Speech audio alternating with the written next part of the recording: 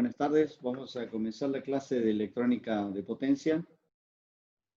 La clase pasada nos había quedado pendiente esta simulación en Simulink, que no la pude encontrar el archivo. Bueno, se los puse en el aula virtual, esa misma tarde, después que terminaba la clase, la encontré, la tenía muy encima mía y no la veía. Bien, así que se los voy a mostrar. Sería esta, acá está. Lo que tienen es el modelo del motor. De este lado, la tensión de campo fija, un escalón de tensión que parte de 240 y baja a 200 en un tiempo de 0,6 segundos. Y un torque de carga que comienza en 2 Nm y termina en 10 Nm con un salto en escalón a los 0,3 segundos. Y lo que se pide en este caso es analizar la dinámica del motor, digamos, que está conectado está en lazo abierto. De la salida del motor vamos a tomar datos del vector M, que es el vector de salida del motor, y en ese vector tomamos velocidad, luego el par electromotriz del motor lo comparamos, lo multiplexamos con el par de carga para verlo en el mismo eje y eso lo ponemos aquí. Así que tensión de alimentación primero, luego que lo medimos de la entrada, tensión de alimentación, velocidad en radianes por segundo, par electromotriz comparando el par de carga con el par electromotriz y la dinámica del par electromotriz.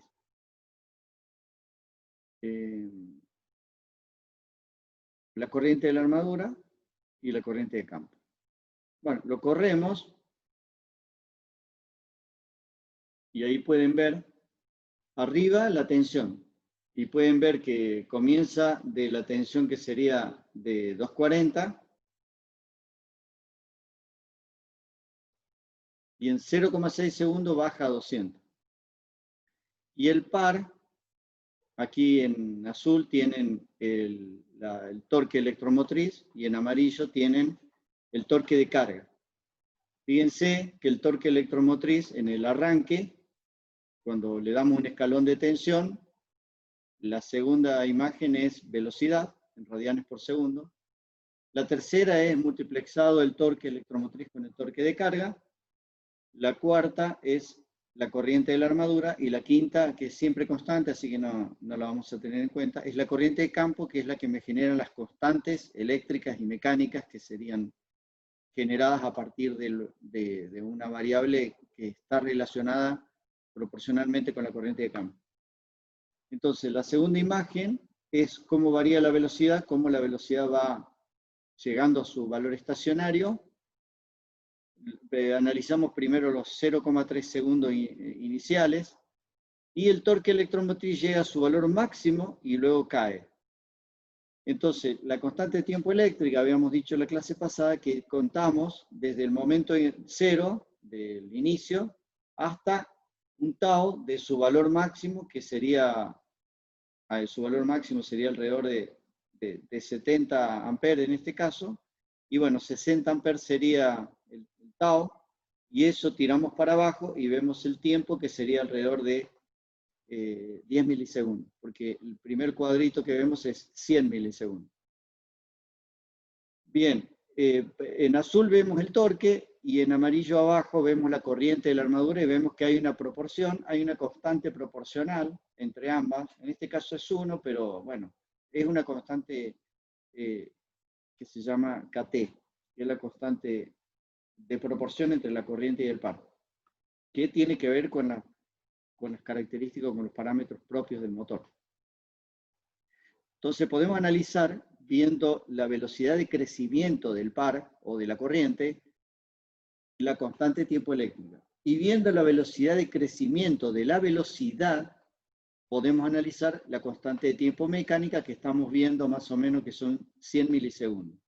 Entonces podemos de aquí inferir que la constante de tiempo eléctrica es 10 milisegundos aproximadamente y la constante de tiempo mecánica 100 milisegundos. Siempre la constante de tiempo mecánica, aquí está analizada el motor, no estamos poniendo un momento de inercia externo, sino simplemente un par de cargas constantes en las cuales el momento de inercia que estamos teniendo en cuenta es solamente ese momento de inercia del motor. A partir de 0,3 generamos un escalón, aquí un escalón de torque que lo llevamos desde 2 a 10 Nm, sin tocar la tensión ni uno de los otros parámetros. Estamos observando que habría como una perturbación de la carga que se refleja en una modificación de la velocidad. La velocidad si bien la velocidad depende de la tensión de la armadura, pero también es afectada por las variaciones del par de carga. Entonces, cuando varía el par de carga, el par electromotriz de nuevo intenta ajustarse al par de carga y siempre, vamos a hacer un zoom ahí, pueden observar que siempre es un poquito mayor, porque justamente estamos teniendo, ahí también es mayor, y acá es mayor un poquito el azul, que sería el par electromotriz. ¿Por qué? Porque estamos teniendo en cuenta acá el deslizamiento y todas las otras variables, que siempre es un poco mayor el par, pero se igualan. En estado estacionario, si no tuviera en cuenta el deslizamiento, serían exactamente iguales. En 0,6 segundos, nosotros cambiamos la tensión de 240 a 200. Eso implicaría bajar la velocidad. Y de hecho, la velocidad baja. Y el torque electromotriz sufre una modificación, cae sustancialmente, pero inmediatamente recupera y se vuelve a lograr obtener los valores originales y vuelve a estar en los valores mostrados anteriormente. Así que el par electromotriz siempre se ajusta al par de carga, pero cuando sufre perturbaciones como es la tensión de alimentación, se ve modificado, pero se recupera. Siempre y cuando haya más par electromotriz que par de carga, obviamente. Y lo mismo se puede ver en el reflejo de la corriente, que se baja un poquito la corriente y después se reacomoda a sus valores originales. Bueno, eso sería respecto del motor. Antes de continuar con las diapositivas, también me habían hecho una pregunta, yo tengo acá anotado, que me habían pedido comparación de los inversores, que este es el tema anterior que habíamos dado, el capítulo anterior, entre el modulador de control vector espacial y el SPW. Bueno, entonces, antes de continuar con motores, vamos a volver un poquito atrás y vamos a volver a la diapositiva de inversores. Y acá está, en la diapositiva 79, la comparación entre el SBPWM, que sería el que está dibujado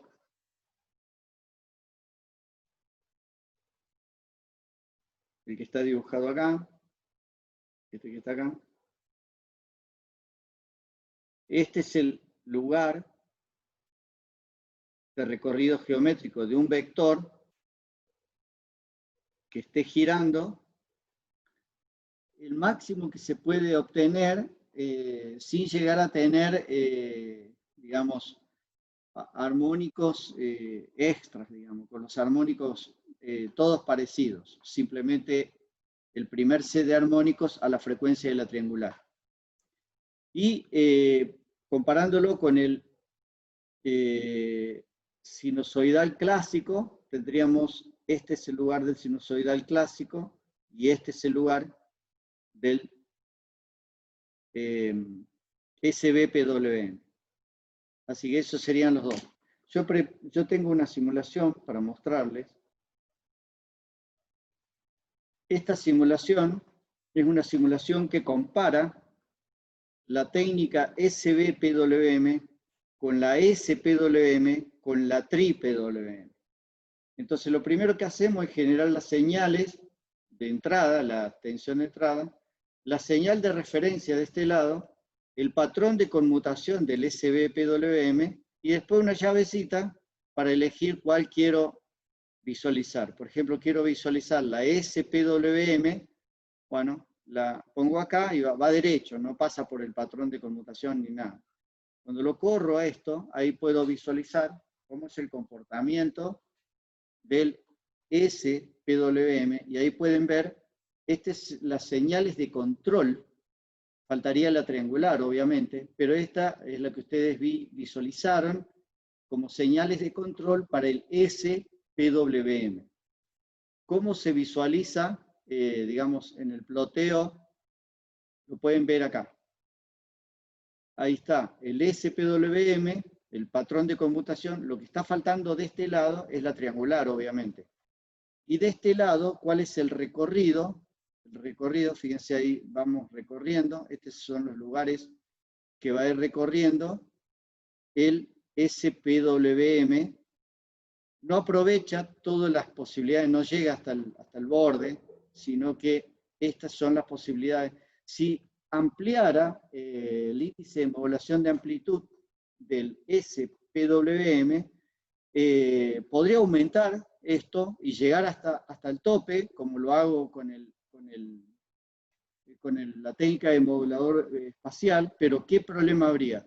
Se empiezan a observar armónicos cerca de la fundamental y que son difíciles de filtrar. Entonces, la distorsión armónica total se ve muy perjudicada y empiezo a tener serios problemas porque no puedo filtrar armónicos que se generan debido a la sobremodulación. Así que el máximo índice de modulación permitido sin generación de armónicos alrededor del fundamental es 1. Pero puedo aumentarlo si quiero, sabiendo que voy a tener una gran distorsión armónica total. ¿Qué pasa si utilizamos el TRI-SPWM? Bueno, con el TRI-SPWM, aquí yo la generación de las señales, en lugar de utilizar 3 señales senoidales, utilizo las 3 mismas, pero inyectándole el tercer armónico. Entonces pueden ver que la señal generada es la que mostré en la clase pasada, cuando vimos, esta es la señal, las 3 señales generadas, y fíjense que llega justo a los bordes, así que con esto puedo generar una señal que se puede aprovechar mucho más la primera armónica sin llegar a tener grandes distorsiones, que eso es lo que yo les mostré con el PSpice. Y acá pueden observar el recorrido para esto. Fíjense como lo ven acá, que llega hasta el borde, sin que aparezcan armónicos alrededor de la fundamental. Eso también se lo expliqué se lo mostré con el PSpice. Acá lo que ustedes pueden ver es la trayectoria. Y este valor máximo que alcanza, es 0,57. Fíjense, 0,57, que es este valor que está mostrado en la diapositiva, acá, 1 sobre raíz de 3. 1 sobre raíz de 3 es 0,57. Este que está acá. Porque con el SPWM es un medio, que sería este que está acá.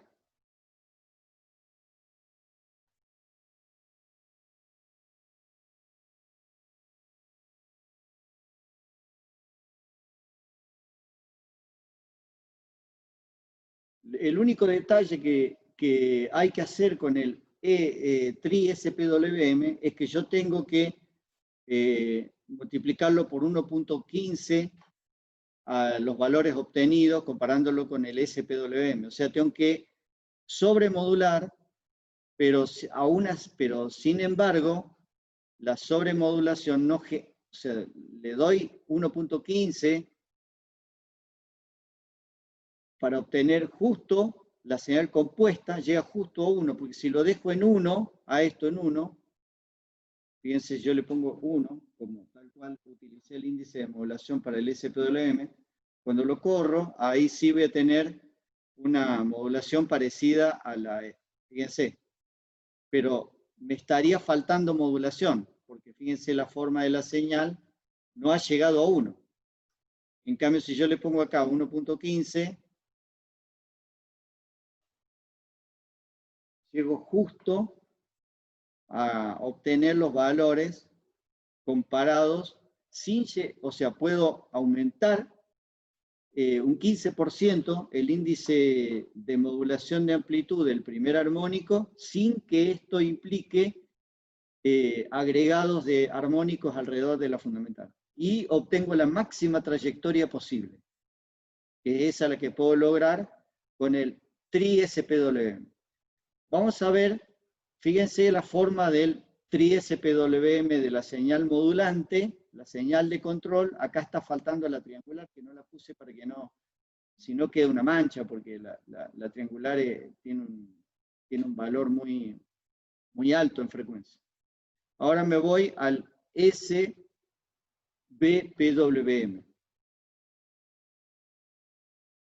Cuando lo corro, esta es la forma que genera la señal de control que se genera con el SBPWM. Llega también a 1 y es bastante parecida al TRI, pero no es igual. No es igual. Y la pueden ver acá. Ahora, el índice de emulación que utilizo es 1. Es 1, está acá. Y el ploteo, ahí pueden ver el ploteo, entonces, de ambas.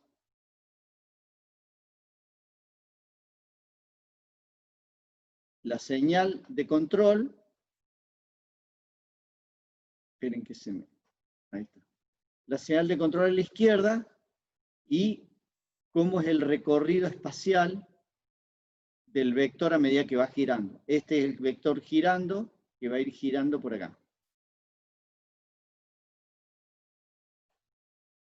Y el valor máximo obtenido, de nuevo, es 0,577, que sería 1 sobre raíz de 3.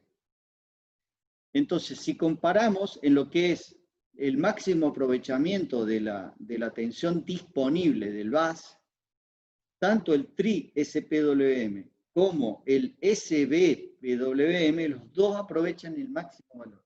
¿Cuál es la ventaja respecto del SBPWM? La ventaja que van a lograr es que ustedes pueden tener control sobre dónde ir poniendo el vector, en qué momento y cuándo, y si lo quiero poner ahí, en el próximo instante acá, y en el próximo instante acá, o sea, yo puedo ir tomando decisión sobre la ubicación del vector, lo puedo bajar en amplitud, levantar la frecuencia, lo puedo ir controlando.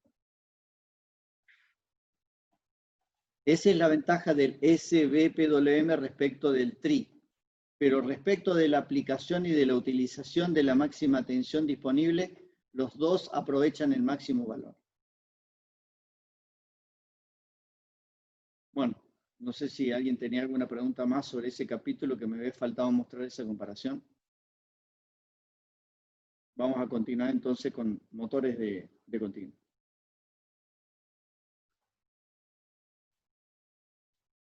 Bueno, lo que vamos a ver hoy es el frenado de los motores.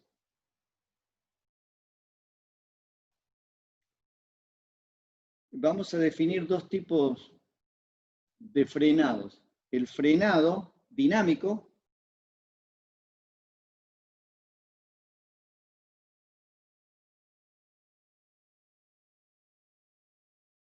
y el regenerativo.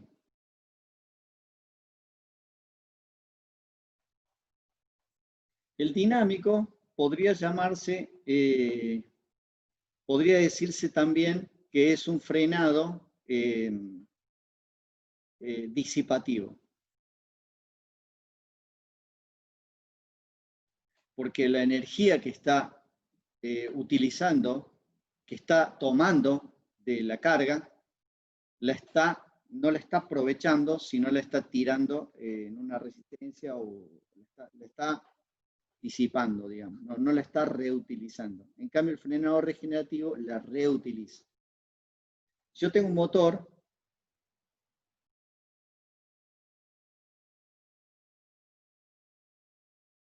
que está girando a una velocidad y hay un torque electromotriz, y por él circula una corriente de la armadura, para frenar el motor, lo único que tengo que hacer es poner una resistencia acá y hacer que la corriente cambie de sentido para el otro lado. En lugar de entrar, que salga. ¿Y por qué habría corriente si yo desconecté la energía y simplemente hice un corto acá? O puse una resistencia para hacer la extracción de la energía del motor. Porque el motor está girando y tiene una inercia debida a la inercia de la carga. Por eso estábamos hablando que hay un momento de inercia que puede ser JM o JT. Bien, como tiene un momento de inercia, si yo le quito la energía y le pongo esta resistencia, sería así, estoy cerrando la llave y la llave antes estaba abierta por acá, en donde yo por acá le estaba alimentando con una fuente de tensión. Así era el circuito. Yo lo cambié y lo pasé para allá.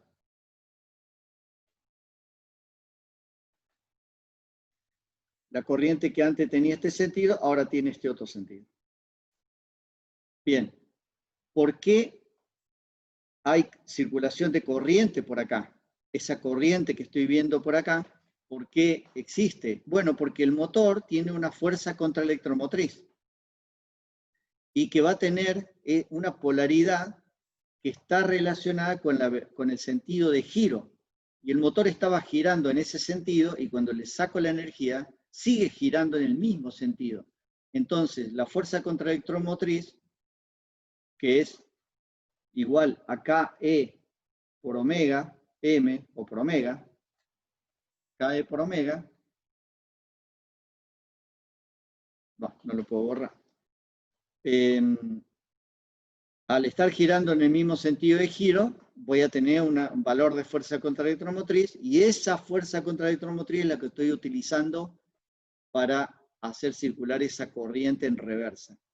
Al hacer circular la corriente inversa, entonces el torque electromotriz, Tm, es igual a Kt por Ia, pero como Ia está invertido, entonces,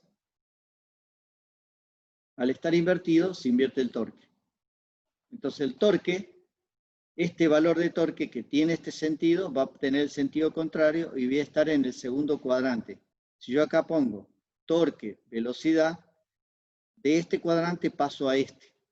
Voy a estar en este cuadrante, porque el torque pasa a ser negativo. Y esto también es proporcional a la corriente de la armadura. Así que decir torque y decir corriente, ya lo vimos recién en el modelo del motor, que es simplemente hay una constante que es Kt. Entonces ustedes pueden observar acá que frenar un motor, lo puedo frenar de muchas maneras digamos, al eje del motor. Lo puedo frenar mecánicamente, pero no es el tema.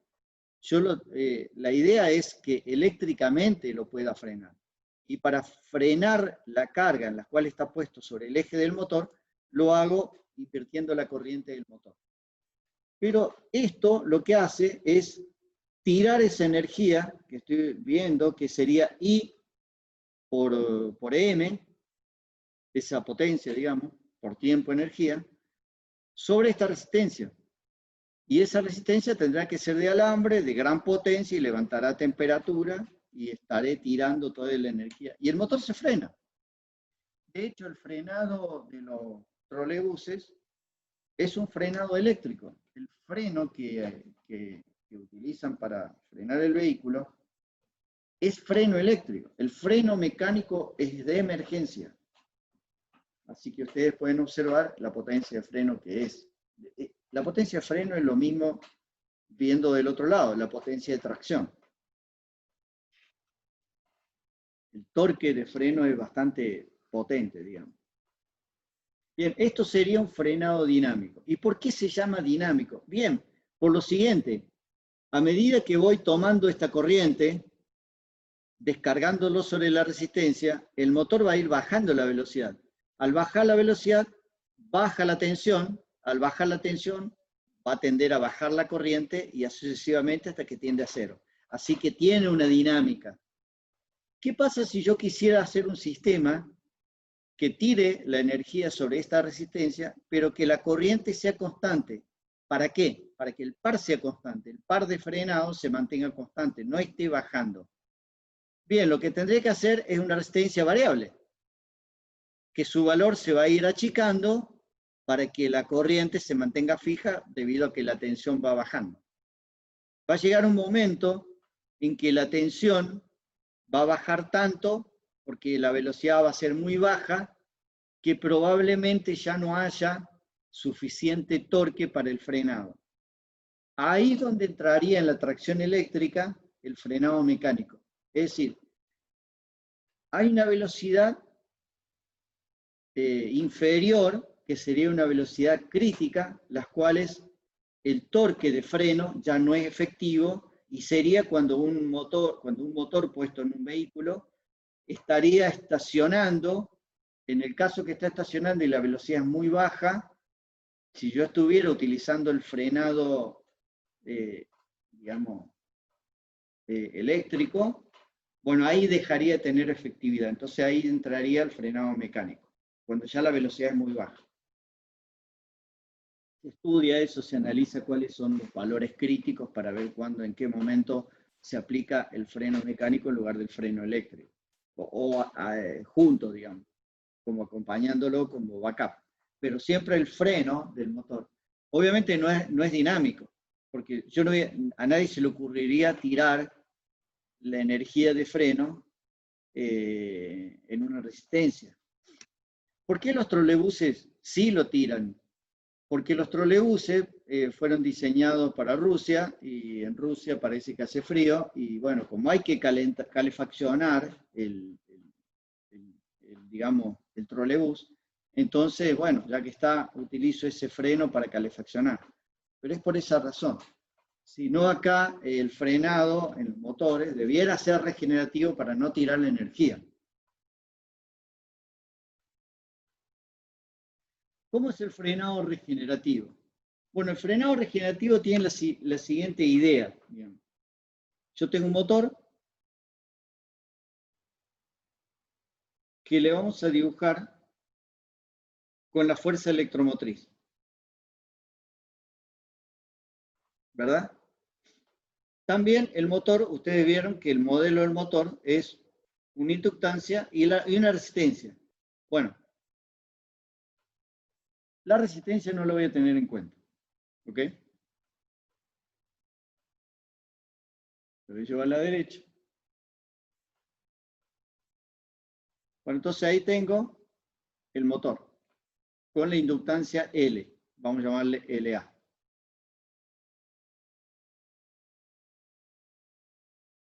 Primer paso. Hacemos circular una corriente IA y estaríamos entregando energía al motor. Ese sería el primer paso. Cuando el motor está funcionando normalmente, digamos. Paso siguiente.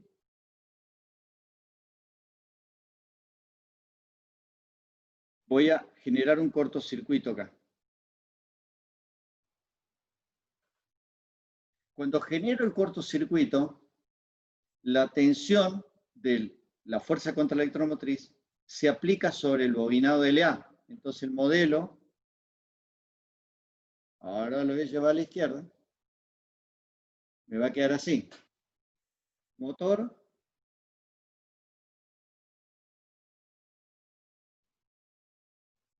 LA. Y la tensión así, y la corriente va para allá.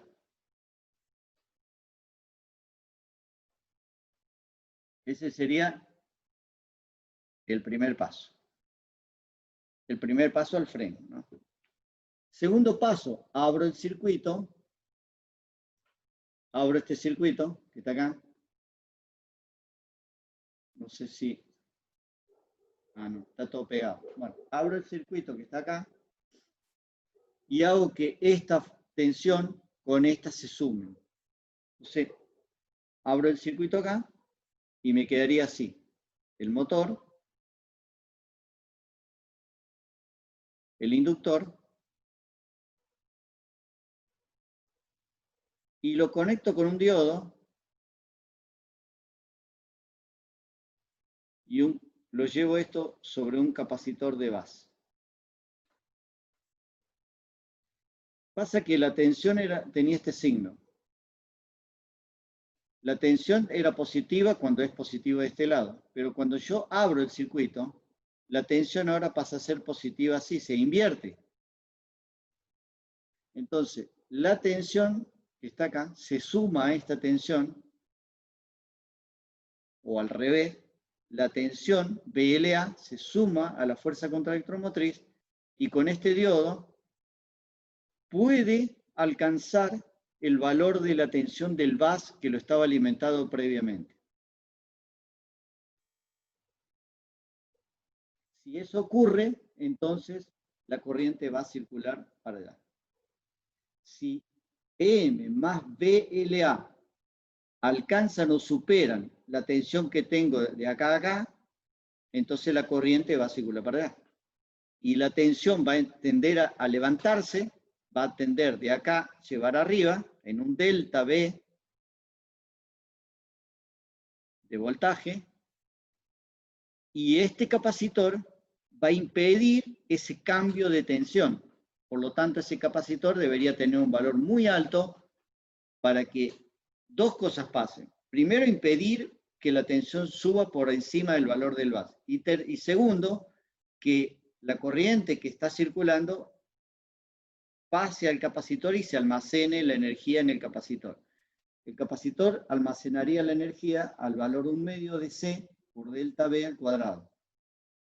Esa sería la energía que estaríamos utilizando.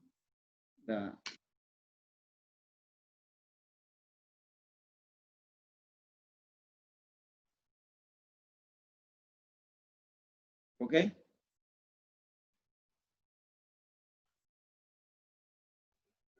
Sí, profe, perfecto. Bueno, entonces, vamos a la diapositiva. La idea es la siguiente. Primer paso. Esperen que se me perdió el puntero.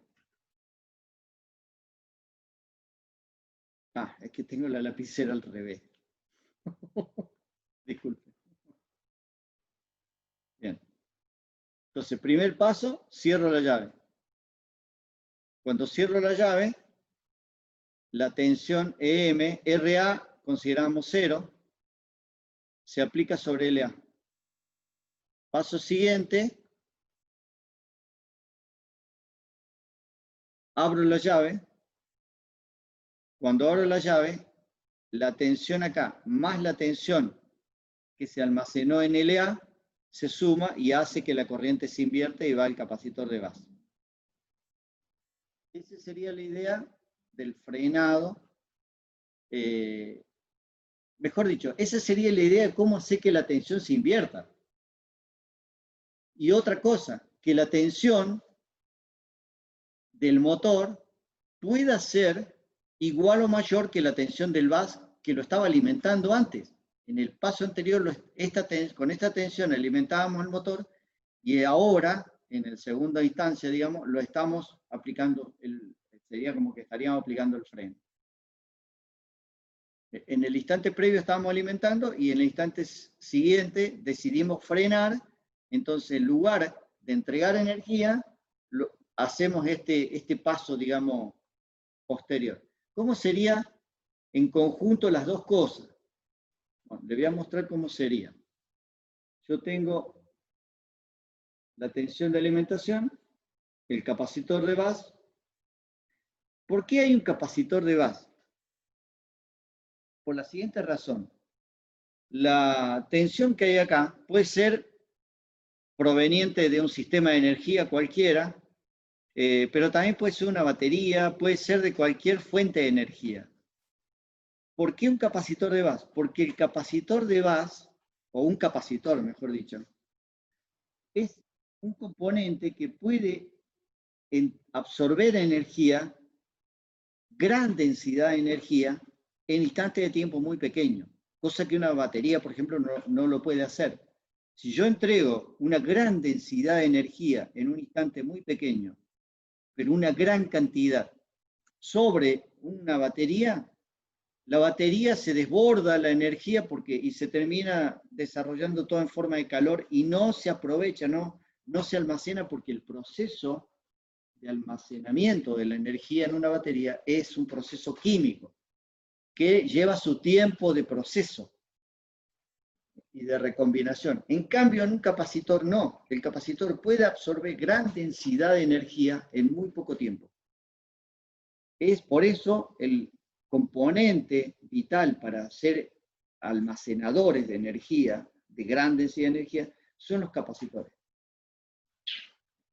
Obviamente que los valores que estamos hablando son valores muy altos, no son valores chicos. Bueno, entonces volvamos al tema.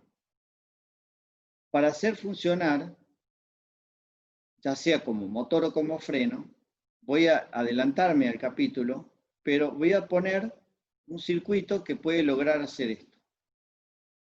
Este sería un circuito con dos llaves. Los diodos son diodos para que la corriente, cuando vuelve, que vuelva y circule, digamos, porque el transistor sería un transistor unidireccional. Y acá estaría, digamos, los bornes, el motor, la inductancia y la fuerza contraelectromotriz. Bueno, fuerza contraelectromotriz y LA. Este sería el modelo de motor sacando la resistencia de pérdida, digamos. Entonces, el primer paso, cuando quiero estar en el primer cuadrante, sería torque, velocidad. Cuando quiero estar en el primer cuadrante, que estoy entregando energía al motor, entonces estaría aplicando la llave Q1, conmutando la llave Q1, y la llave Q2 está siempre abierta. Y entonces entrego energía al motor y el motor está funcionando. Cuando quiero frenar, dejo de conmutar con la llave Q1 y empiezo a conmutar con la llave Q2.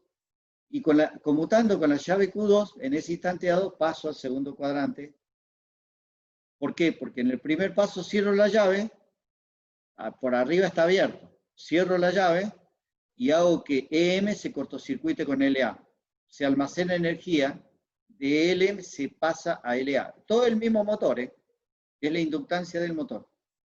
Cuando abro la llave, la tensión que se había almacenado acá, la tensión se invierte y se suma a EM, y esa tensión, EM más BLA, puede ser mayor o igual que la tensión del bus.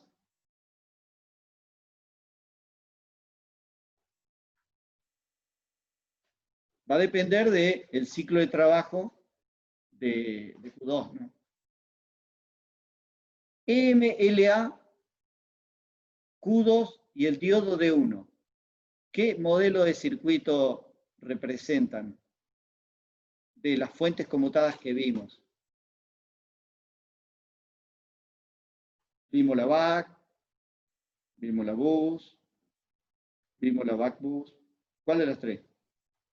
Sería BAC, ¿no? No, es una bus. Cuando está frenando es una bus. Y cuando está en el primer cuadrante es una BAC. ¿Lo ven? Porque el bus, ¿cómo se generaba el bus? El bus se generaba por una fuente de tensión, una inductancia, un diodo,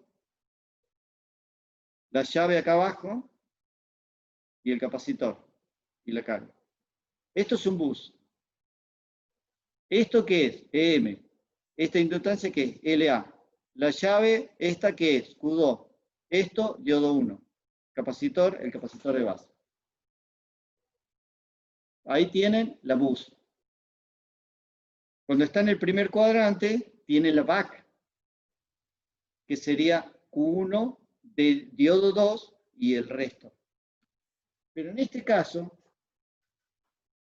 digamos, en el back. En el back es distinto del bus, porque en el bus está el capacitor, que sería el capacitor de bus, porque estamos mirando para allá.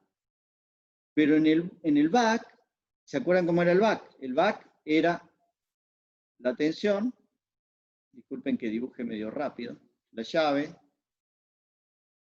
el diodito, la inductancia, el capacitor, la carga. Bueno, este capacitor no está en el back.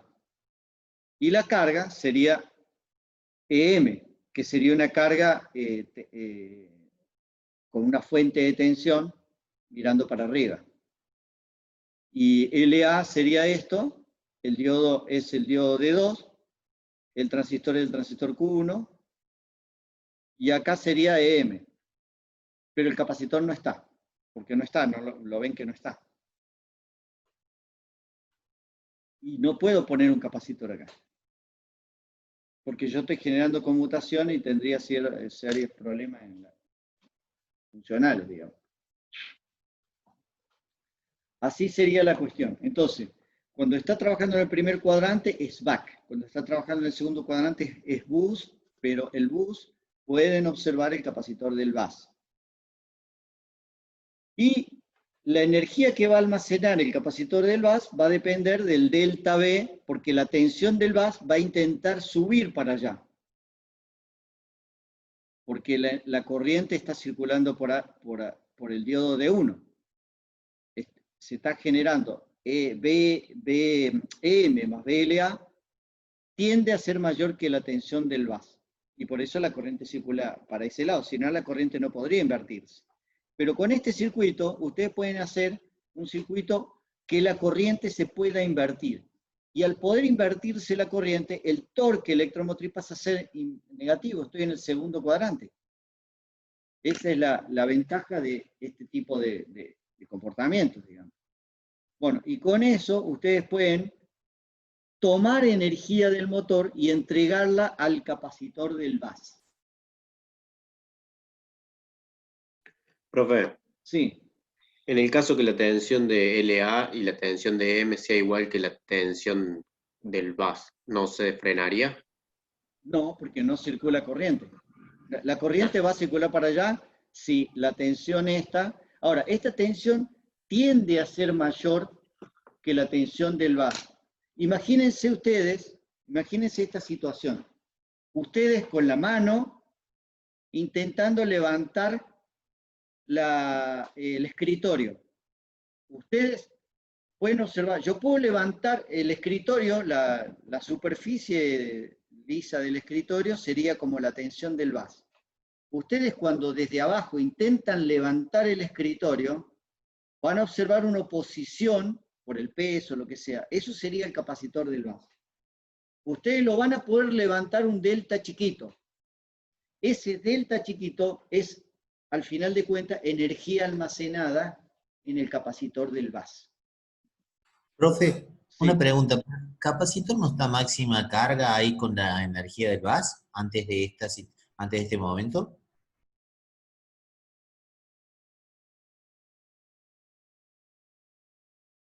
¿Sí? Pero la carga de un capacitor,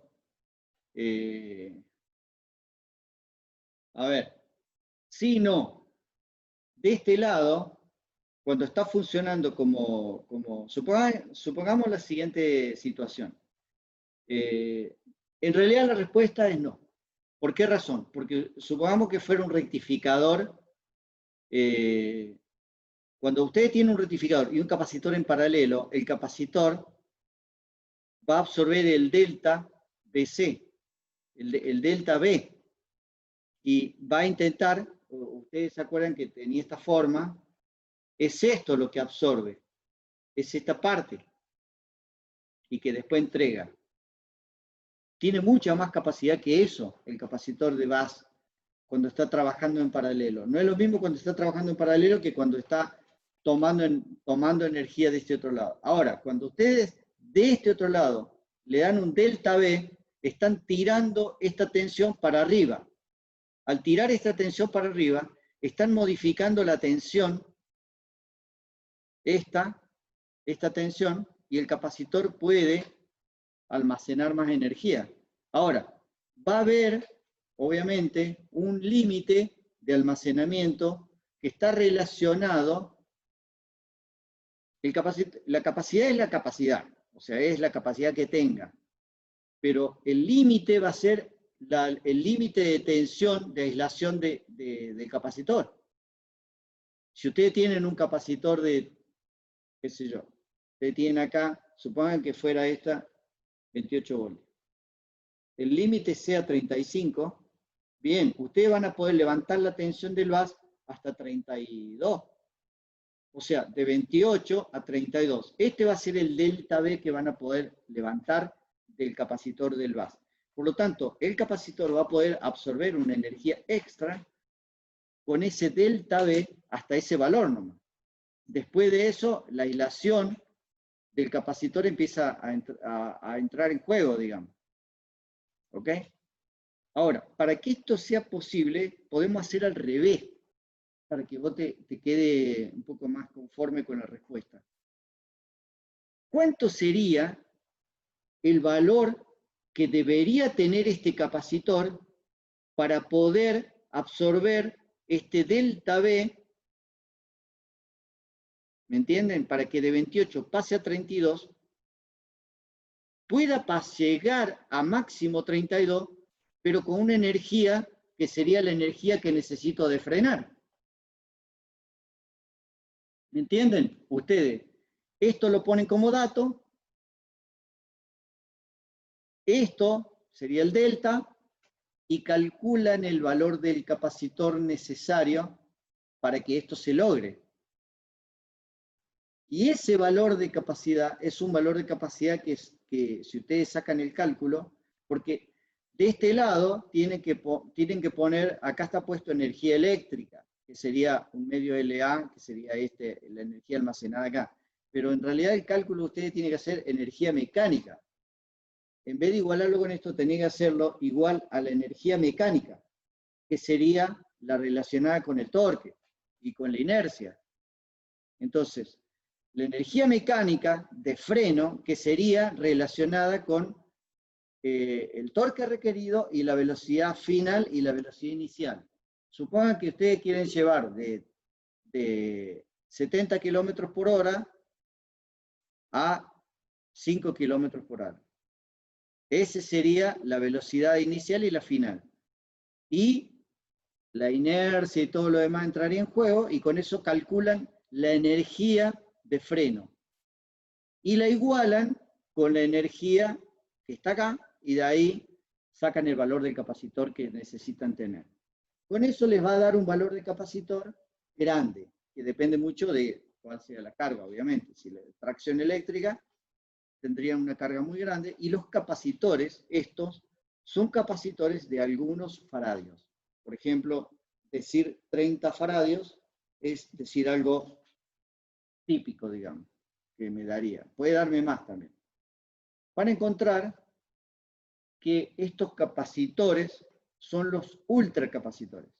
Que hay una firma, hay varias firmas, pero yo le pongo una, que es la que pude sacar del datasheet, de Maxwell. Maxwell fabrica ultracapacitores. Por ejemplo, este ultracapacitor es un capacitor que tiene el tamaño de una batería, más o menos. Más o menos ese, un poquito más también. Y las celdas, acá tienen 6 celdas de capacitores, y acá tienen dibujadas una celda, pero con un controlador un poco más elaborado. Esta es un poco más elaborada. Pero este sería el banco de capacitores de ultracapacidad. Acá tiene un ejemplo de una especificación de Maxwell para 16,2 voltios. Tienen este part number con capacidad de 110 faradios, este otro 250 faradios y este otro 500 faradios. Aquí tienen la resistencia serie equivalente, 5,4 millón, 4 o 2,4. Este es el mundo ideal, digamos. Tiene una resistencia mucho más baja. Así que ustedes pueden observar los valores que estamos hablando. Para tracción eléctrica, porque es 16,2. Para para una batería de 12 voltios. La tensión digamos, de circuito abierto, o se llama OCV, Open Circuit Voltage, de una batería de 12 voltios es 14,4. Pero ¿qué pasa? La tensión del bus podrá superar hasta los 15,5 más o menos voltios. Ese sería, porque es 16,2. Tenemos que darle un voltio de margen, porque si no se va a perforar el dieléctrico del capacitor. Así que tenemos que darle un poquito de margen, digamos. Así que hasta 15 voltios, 15,5, podemos utilizar como tensión de bus para el frenado. Y utilizar estos capacitores, que son los capacitores que son los que se utilizan en la tracción eléctrica. Todos los sistemas de tracción eléctrica, el frenado es un frenado del tipo regenerativo. ¿Por qué razón? Porque yo cuando freno, la energía la guardo en este banco de capacitores y después la reutilizo como tensión del bus. Entonces, aprovecho la energía disponible habiendo frenado el motor. Ustedes dirán, sí, pero es una energía instantánea porque ¿cuánto es el lapso de tiempo de frenado? Y bueno, hablamos recién del tiempo necesario para llevar de la velocidad inicial a la velocidad final, que serían 5 segundos, 10 segundos, no más de eso. Capaz que dependiendo de cuál sea la velocidad inicial, y cuál sea la velocidad que quiero utilizar de freno. Pero ¿qué pasa? Ustedes van a estar frenando todo el tiempo. Entonces, cada vez que frenan, la energía no la están tirando en un banco de resistencia, sino la están guardando en un banco de capacitores para después reutilizarla como energía disponible en el bus. Esa es la ventaja. Si se trata de un vehículo que está, digamos, en la vía pública, que es en el centro de Córdoba, bueno, van a notar que la cantidad de frenadas que hacen es, digamos, realmente válida para utilizar este tipo de frenado, digamos, en lugar del frenado clásico mecánico. El frenado mecánico está, pero solo de backup. Solo cuando el sistema detecta que el frenado eléctrico no funciona, ahí entra el frenado mecánico. Pero si no, siempre el frenado es eléctrico, tanto la tracción como el frenado. Esto mismo se puede lograr, pero con alterno y con rectificación, digamos, con el convertidor dual. Este tema prácticamente está desapareciendo porque el convertidor dual para controlar motores de continua se utilizaba para máquinas de control numérico en otra época, en los años 80, pero este tipo de convertidores ya ha dejado de utilizarse. Estamos utilizando actualmente para los controladores, digamos, controladores electrónicos con transistores. Acá tienen un datasheet de un motor de corriente continua. Fíjense lo alargado que es y el poco diámetro que tienen. Estos son para motores utilizados como servomotores. Y tienen imanes permanentes. Estos servomotores tienen baja inercia y la baja inercia se logra con dibujándola de esa manera, o sea, diseñándola de esa manera, bien alargados. Tienen baja inercia. Bueno, ahora vamos a ir al controlador. Ahora ya, habiendo visto todo esto, podemos hacer la electrónica de potencia para controlar el motor de corriente continua. Vamos a controlar. La idea es la siguiente. Ya vimos con este circuito que les adelanté. Con este circuito yo puedo trabajar en el primero y en el segundo cuadrante. Así que vamos a ir a ese. Para empezar, vamos a ir primero que nosotros podemos, con el motor, controlar los 4 cuadrantes si quisiéramos. Para controlar solo 2, voy a utilizar el circuito que les mostré recién con 2 transistores. Pero si quiero invertir la velocidad del motor, tengo que utilizar un par de transistores más. Así que acá, para trabajar en los 4 cuadrantes, necesitaría 4 transistores, con la llave, el estilo de llave que se llama llave H. Vamos a ir al primer paso, simplemente analizando solo el primer cuadrante, este. no los dos, tracción y freno, sino solamente primer cuadrante. Sin considerar que el motor en realidad necesita ser frenado y el freno ser eléctrico. Pero vamos a ir al primero como para tener una idea general de cómo sería la idea. El primer convertidor, para estar en el primer cuadrante, sería un convertidor BAC, tal cual lo mostré recién acá. Sería Q1 y D2. El circuito es este en realidad, pero solamente vamos a utilizar el modo Q1 D2 para trabajar en el primer cuadrante, que sería este. Para estar en el segundo, frenar el motor, torque negativo, necesito activar el otro transistor y el otro diodo. Pero vamos a considerar solamente el primero, que estamos solo en un cuadrante para analizarlo. Bueno, utilizando la llave BAC, todos los conceptos que vimos en el BAC aplican aquí. Régimen de funcionamiento continuo, régimen de funcionamiento discontinuo. El único tema que en el BAC, el capacitor que estaba en la carga absorbía el delta y L. Bueno, acá no está ese capacitor, no está conectado a ningún lado, por lo tanto, el delta y L es visto por la carga y es visto como la corriente de la armadura, esta que está acá. El torque es proporcional a esto, a este valor de la corriente, y como va a tener ese ripple, para el T-on, T-off, el ripple, el delta y L, lo veo como delta y A acá, por lo tanto, lo voy a ver en el par. El par va a ir temblando, digamos, va a ir girando el motor, pero con un ripple de torque proporcional al ripple de la corriente. ¿Qué deberíamos hacer nosotros para que ese ripple de corriente se minimice, sea más chico? Bueno, vamos a analizar eso. Acá el modelito, visualizando el caso, pero yo les voy a adelantar lo siguiente. En el modelo que utilicé, lo que hice es lo siguiente. Una llave, este sería el transistor, le puse un transistor ideal, la fuente de tensión, el diodito del BAC y el motor. Acá dentro del motor estaría LA y la fuerza contrarretromotriz. Lo demás es todo lo que vimos anteriormente. Y aquí le puse un PWM trabajando en 10 kHz con una tensión de referencia para generar el ciclo de trabajo. Este sería el convertidor, digamos. Viéndolo en el Simulink, sería este que está acá. Si entro acá, podría ver cómo genero el PWM con una señal diente de sierra y un comparador. Así que ese sería el PWM. Y aquí genero el ciclo de trabajo y sobre el motor tengo, ya lo corría todo, así que ahí pueden ver.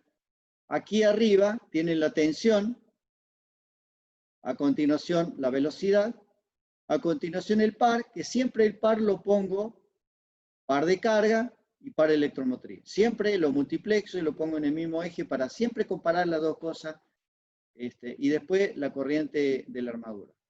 Entonces pueden ver en la simulación, aquí, digamos, el PWM, que bueno, lo ven, como es 10 kHz lo ven así. Aquí como llega la tensión, y acá genero un escalón de par de carga, y ahí pueden ver cómo se acomoda, tal cual lo vimos anteriormente. Así que todo esto aplica. ¿En qué cambia? Lo que va a cambiar, que ustedes van a observar ahora, es que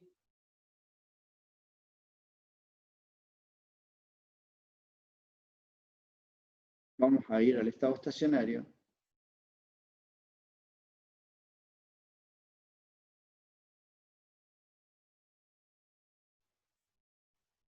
Ahí pueden ver el ripple.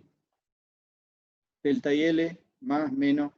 Esto porque utilicé un periodo de integración muy grande. Tendría que haber utilizado uno más chiquito para que esto me quede más bonito. Esto, la tensión, y está muy segmentada, así como lo ven, pero es porque he utilizado un periodo de integración pobre, digamos. No he utilizado lo mejor.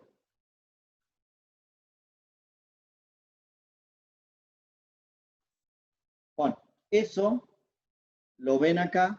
Acá está mejor porque yo he utilizado otro periodo de integración mejor. bien cuadradito, y ahí tienen la velocidad. Esto estoy viendo estado estacionario, ¿no? La velocidad del motor. Y acá tienen el delta IL más y el delta IL menos, que sería el delta IA más. Y esto mismo sería de lo mismo que decir torque. Y voy a tener un ripple de torque, un delta torque, que en realidad en algunos casos es un problema y en otros casos es una solución. ¿Cuándo es un problema? Este ripple de torque. O sea, ir a una velocidad, pero con un ripple de torque. Ustedes imagínense lo que sería. Estaría como vibrando el motor. Lo lógico es que vibrara con esta frecuencia, digamos, al menos no audible. Entonces, yo si bien utilicé 10 kHz, pero 10 kHz lo escucharíamos. Entonces, escucharíamos, digamos, una vibración del motor, de cómo va vibrando a medida que va funcionando. Si yo quisiera que no escucharlo, tendría que utilizar 15 kHz para no escuchar esa vibración. Entonces, estaríamos chochos y la vibración está, pero no la escuchamos. No es que no esté. A lo mejor los perros sí la escuchan. Bueno, sería bueno para correr perro, por ejemplo.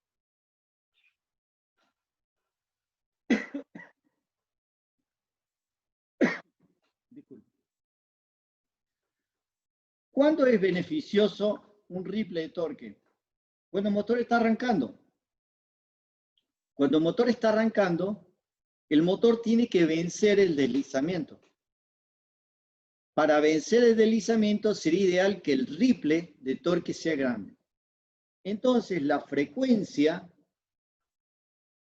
que se va a elegir para el PWM es estratégica. Primero, podría utilizar en el arranque una frecuencia baja, digamos, para que haya un gran ripple. Y luego, cuando ya estoy en estado estacionario, la paso a la segunda frecuencia, digamos, que sería la frecuencia de estado estacionario, para tener un ripple de torque chiquito. Ese ripple de torque me hace que el funcionamiento del motor sea más suave y todo el comportamiento del motor sea mejorado, digamos. En el apunte, al final, van a tener un anexo en donde demuestra lo mismo que habíamos visto en fuentes computadas. O sea, la corriente le llamamos IL, es igual, I sub L minúscula, igual a IL mayúscula, más delta IL. Bueno, eso mismo, lo que pasa es que el delta IL ya no es absorbido por ningún capacitor ahora. Entonces, a la carga va a ir todo esto. Estas dos cosas van a ir a la carga. Entonces, el delta IA máximo se obtiene con esta función y me da una constante K por la tensión de la armadura, la inductancia y la frecuencia. En el modelo de la fuente Bach era algo así, era esta misma ecuación. Pero en el apunte van a encontrar la demostración cuánto vale K dependiendo del tipo de convertidor. Un convertidor que trabaja entre tensión y cero, como este, fíjense que tiene una tensión positiva y cero. Positivo y cero. Está conmutando entre dos, con un ciclo de trabajo alto porque es el 80%. He elegido esta referencia de un valor alto, pero es eso. Esto se llama unipolar, porque tiene una sola polaridad. Lo vimos también en inversores, inversor unipolar y bipolar. Aquí se da lo mismo. La tensión es unipolar generada con un solo transistor. No hay forma de que con un solo transistor genere tensiones bipolares. Ni siquiera con dos. Para tener bipolaridad necesito 4 transistores. O 2 transistores, pero con una polarización positiva y negativa. Bien, para este caso, cuando es unipolar, este valor K me da 1/4. Cualquier circuito unipolar, K me va a dar 1/4. Y bipolar, o sea, la tensión positiva y negativa, me da el doble, o sea, un medio. Eso lo van a notar y la demostración está en el anexo final, digamos. Y acá lo que yo hice es correr la simulación para dos casos. ¿Qué pasa si yo la frecuencia del PWM, en lugar de 10 kHz, lo bajo a 1 kHz? Bueno, ahí pueden ver, en esta fórmula, pueden ver lo siguiente, que me interesaría analizar un poquito más. Esta fórmula, que está acá, esta que está acá, dice lo siguiente: el ripple máximo de corriente de la armadura, o lo que es lo mismo, el ripple máximo de par, depende o es proporcional a la tensión de alimentación del motor y es inversamente proporcional a la inductancia del motor, de la armadura, y es directamente proporcional también al tipo de circuito que utilice, ya sea convertidor unipolar o bipolar, pero es inversamente proporcional a la frecuencia de conmutación de la fuente conmutada del convertidor. En la fuente conmutada poníamos delta B sobre L por delta T, en donde delta T le llamábamos D por T o 1 menos D por T, si era T on o T off. Bueno, este delta T abajo va como frecuencia. Estaríamos hablando de ese caso. Entonces, disculpe, ustedes pueden observar en la fórmula que si yo quiero disminuir el ripple de par, tengo dos opciones. Esta no lo puedo cambiar.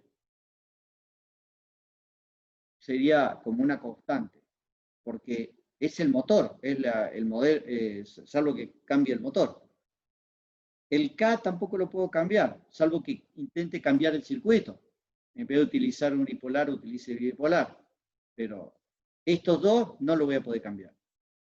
La tensión de alimentación no la puedo cambiar, porque la tensión máxima es la tensión del motor que he elegido. El motor es de 24 voltios, es de 110 voltios, es la tensión de alimentación del motor, el valor máximo. A lo sumo podría bajar la tensión, pero si bajo la tensión, tengo otros problemas del motor, que el valor de tensión nominal del motor es con la, el valor de la velocidad nominal que logro obtener al motor es vinculada con la tensión nominal, y este VA sería eso.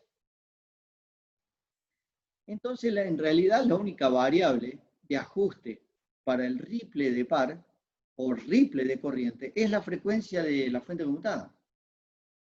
Así que la frecuencia de la fuente conmutada es el punto clave a elegir, y eso es criterio de diseño.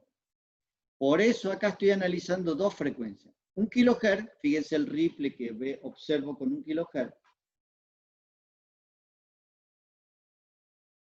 Este sería el ripple para 1 kHz. Y este sería el ripple. Fíjense que la pendiente, esta es la misma pendiente de esta. La diferencia es a dónde alcanza y a dónde llega entre una y otra. O sea, con 10 kHz logro significativamente disminuir el ripple de par. Y a medida que aumento, no la puedo aumentar a valores locos. ¿Por qué? Porque voy a tener limitaciones con los transistores de potencia.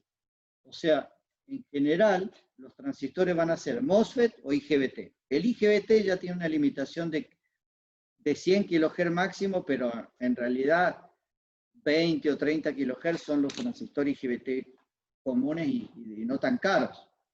Así que voy a trabajar en 20 o 30 kHz en realidad, con la fuente conmutada. Pero 1 kHz me genera un ripple de par impresionante, digamos. Así que bueno, estoy entre esos dos. Acá yo hice una corrida de simulación, que sería esta que está acá. Acá adentro, un subsistema en donde puse toda la fuente anterior.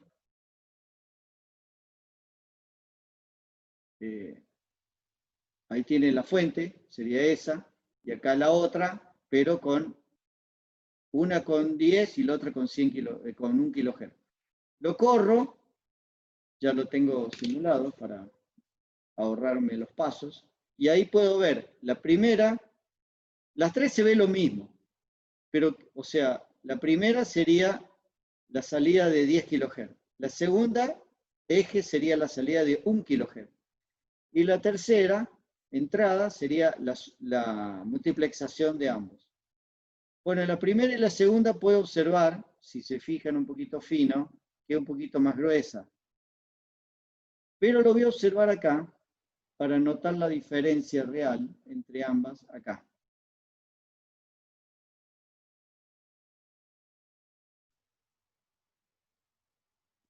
Y ahí pueden observar, fíjense, el ripple de corriente o ripple de par entre una y la otra.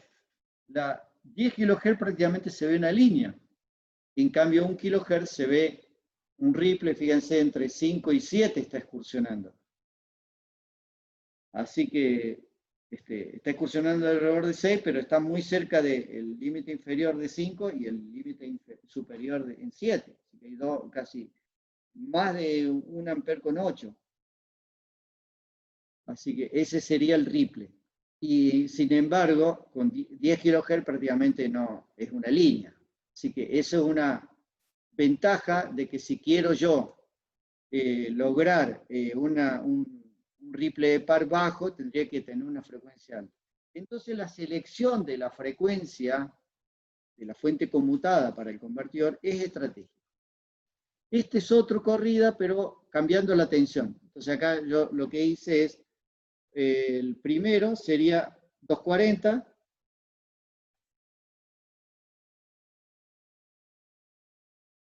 y este otro sería 200. Pueden observar, disculpen que no lo dibujé bien, pueden observar entre uno y otro que hay un offset. Este es el valor medio de uno y este es el valor medio del otro. Se levanta el offset. Bueno, porque justamente si yo cambio la continua, cambio el offset. Pero el ripple se incrementa proporcionalmente. Yo acá de 200 lo llevé a 240, se incrementó un 40%. Se incrementa, pero también cambia el offset. Bueno, entonces, el paso siguiente, habiendo elegido estratégicamente la frecuencia de la fuente conmutada, pasaría a trabajar ahora en los dos cuadrantes, que es lo que en realidad mínimamente puedo utilizar. O sea, no, si es un convertidor para controlar un motor, qué sé yo, para una bicicleta.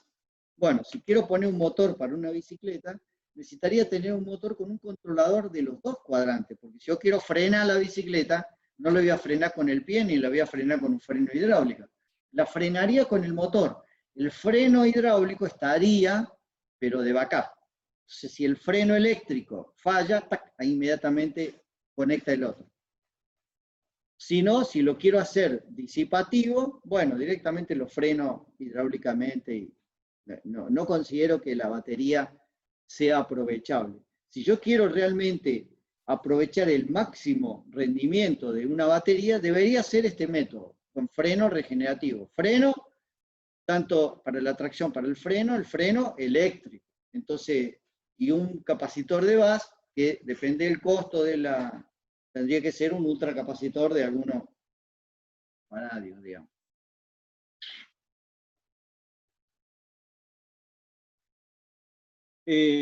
Para agregar, lo único que podría decir sobre este convertidor es que tengo dos maneras de hacer funcionar. La que le mostré recién es, trabajo este transistor para trabajar en el primer cuadrante o trabajo este otro para trabajar el segundo cuadrante.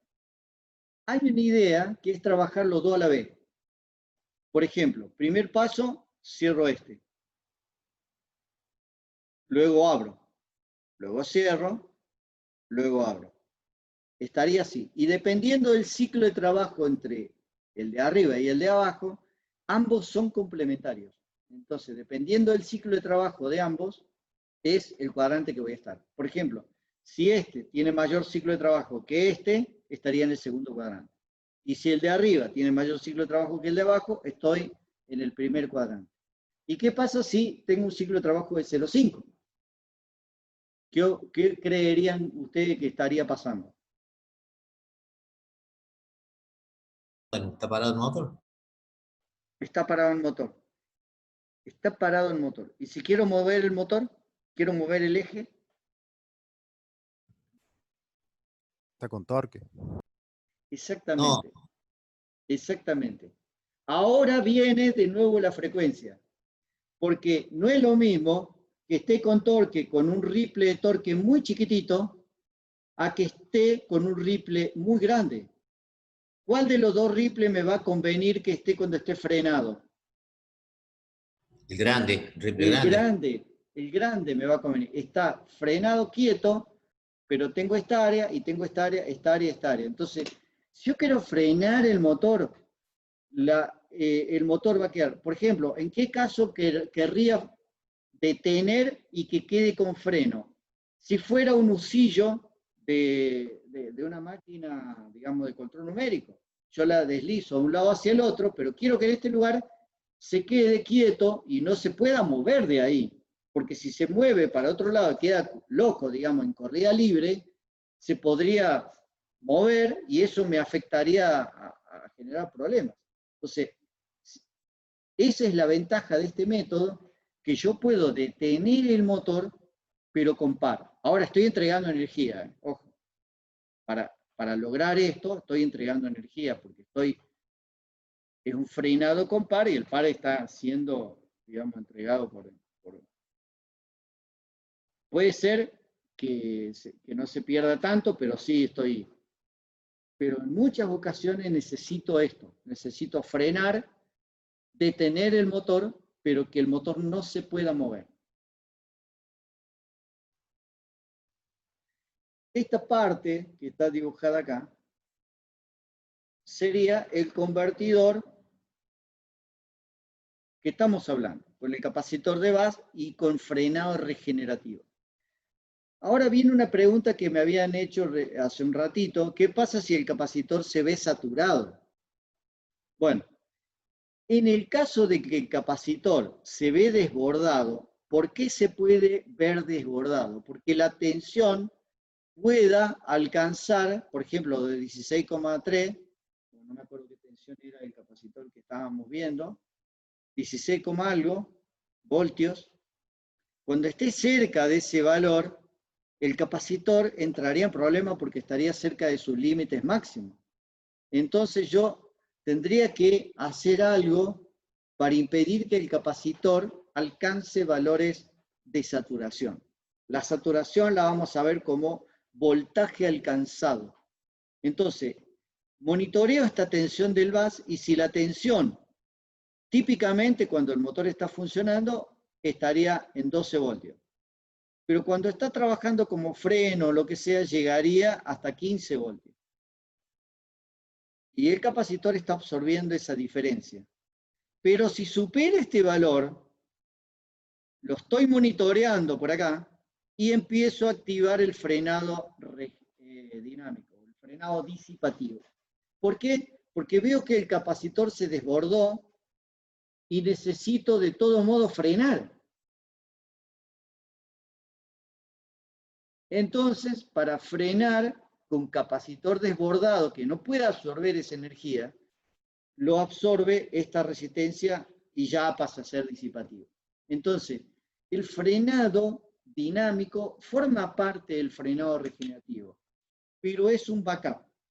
Es un frenado que sería de saturación, cuando el capacitor está desbordado. En ese caso actúa. Si no, nunca está trabajando. Está trabajando de backup.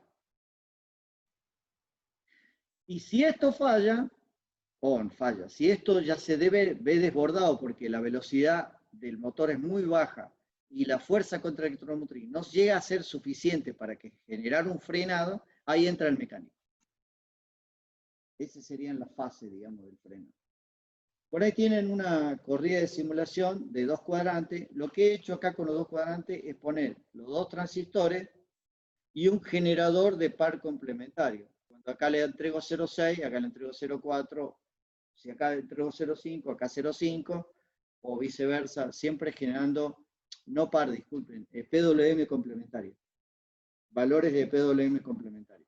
Y ya estoy trabajando en 20 kHz, que es la frecuencia típica, digamos, porque 10 kHz yo lo puse para ejemplo, pero en realidad no se debería utilizar frecuencia audible.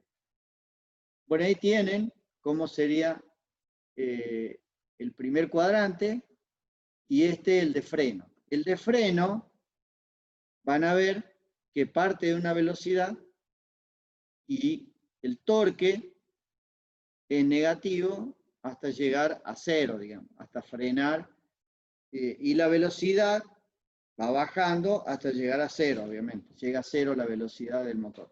Este sería el frenado, y en la simulación, para hacer un frenado, no sé si lo puse, creo que es el driver 2.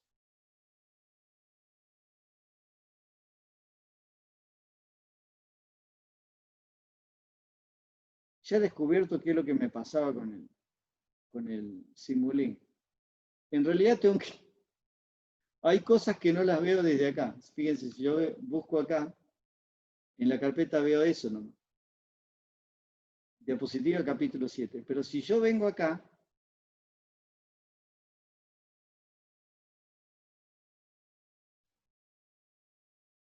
tengo mucho más archivos de MATLAB, que no sé por qué razón no los veo. Bueno, si voy al de driver de 2 cuadrantes,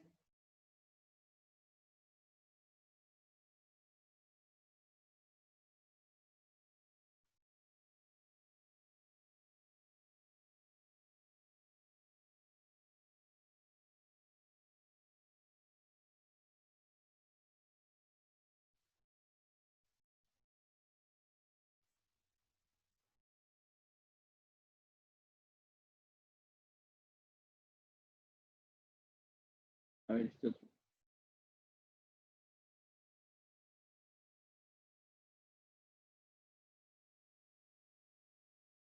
Ahí tienen el de 2 cuadrantes, estos dos. Lo voy a correr.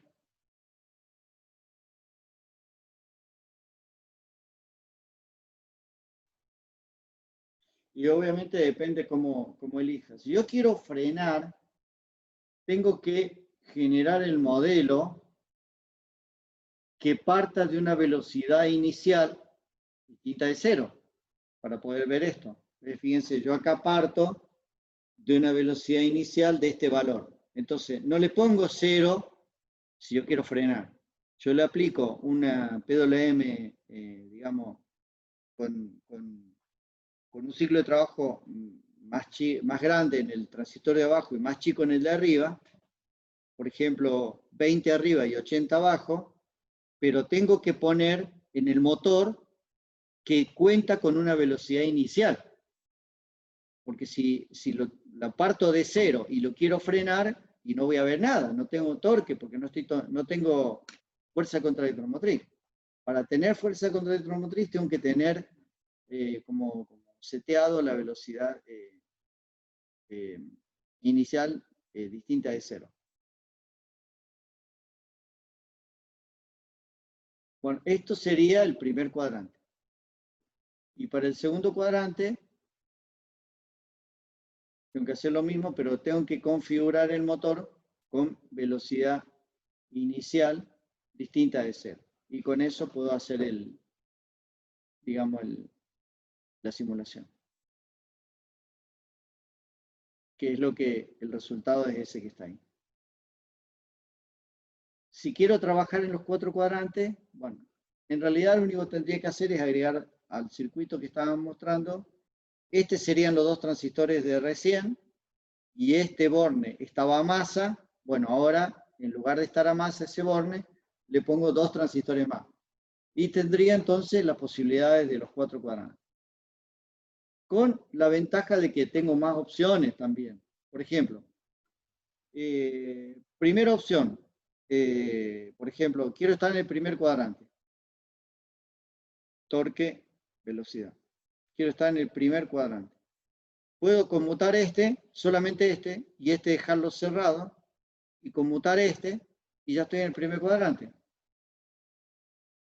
Quiero pasar al segundo cuadrante, ese lo mantengo cerrado siempre, y conmuto T-on, T-off, y estoy en el segundo cuadrante. También puedo trabajar de otra manera. Por ejemplo, primer paso, cierro acá y cierro acá. Entonces, tengo una tensión que es positiva acá.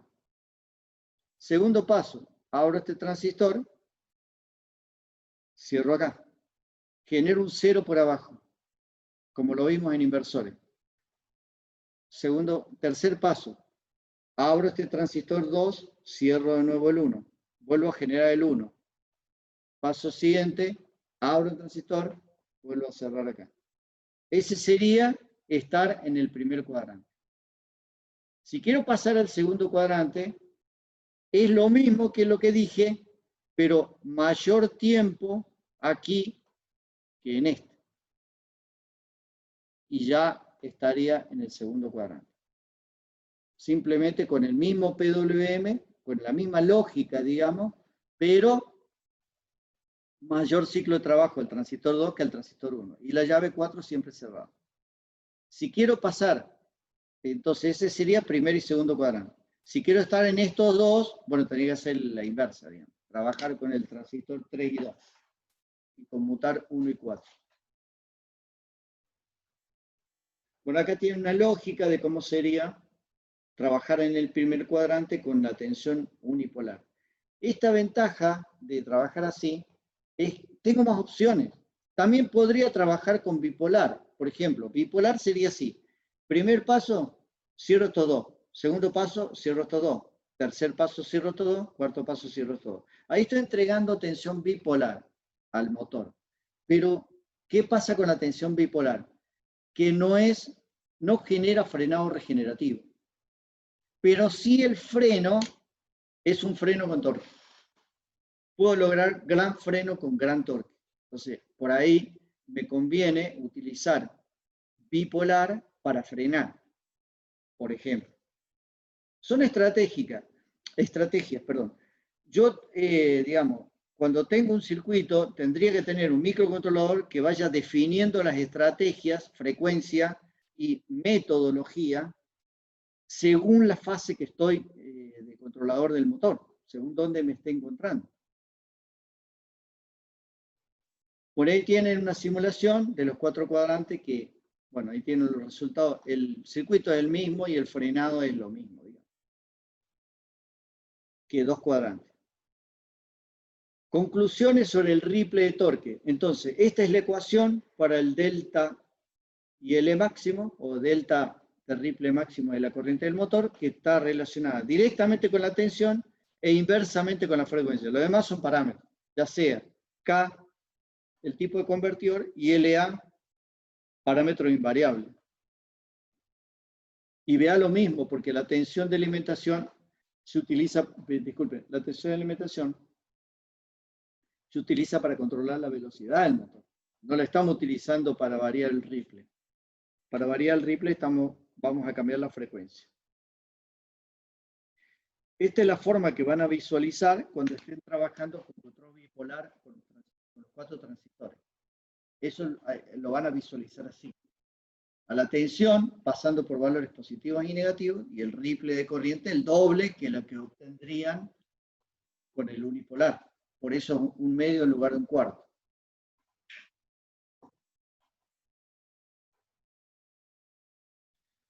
Bueno, va a haber un tema más que es cómo controlar el motor. Van a tener que aguantar un poquito, ya estamos en hora, pero van a tener que aguantar un ratito más para que les muestre este tema. Quisiera hoy cerrar con motores continuos.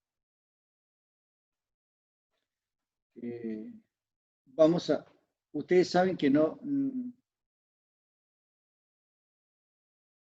Sí, hay gente preguntando.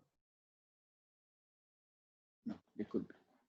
Las preguntas que estaban en el chat son preguntas... Sí. ¿No dijo recién? No, que se me cortó. ¿Cómo? Lo último que dijo que se me cortó por un segundo. Estaba viendo las preguntas del chat, pero son preguntas que ya estaban respondidas.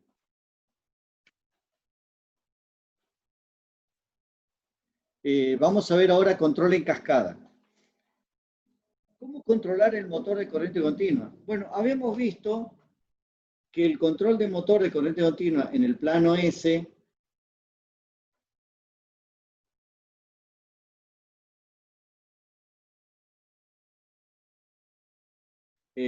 ustedes vieron que o eran dos polos puestos acá, o eran dos polos complejos conjugados. Ese es el modelo del motor sin carga. Para lo cual, para poder, y también vimos en lazo abierto que el motor intenta ajustar el torque electromotriz al torque de la carga. Como que estaría intentando controlar esa parte. De hecho, lo hace. Lo que no puede controlar es la velocidad en lazo abierto. Para controlar la velocidad en lazo abierto necesito hacer un controlador. ¿El controlador qué va a aportar? Va a aportar un polo en el origen y la mayoría de los controladores, lamentablemente, o qué sé yo, tienen un cero además. Ese cero hay que tratar de ponerlo bien adelante, bien allá adelante.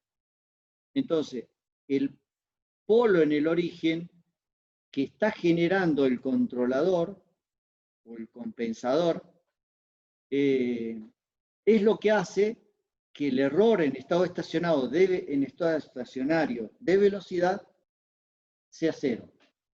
Si no, yo podría achicar el error, pero aumentando la ganancia proporcional del lazo general. Eso sería un problema, porque aumentar la ganancia sin agregar este polo, yo puedo aumentar la ganancia, pero va a ser a un costo de la corriente de los transistores, que habíamos visto, les había comentado yo que el costo de corriente también hay que tenerlo en cuenta. De hecho, nosotros tenemos que darle importancia a esa parte también, que es cómo esto va a afectar sobre la dimensión de los transistores de potencia del controlador, del drive, o de la llave H, o de la llave de 2 transistores. Así que nosotros tenemos que también tener en cuenta cómo controla el motor, pero también tener en cuenta que esto no influya sobre la corriente, sobre el consumo del motor.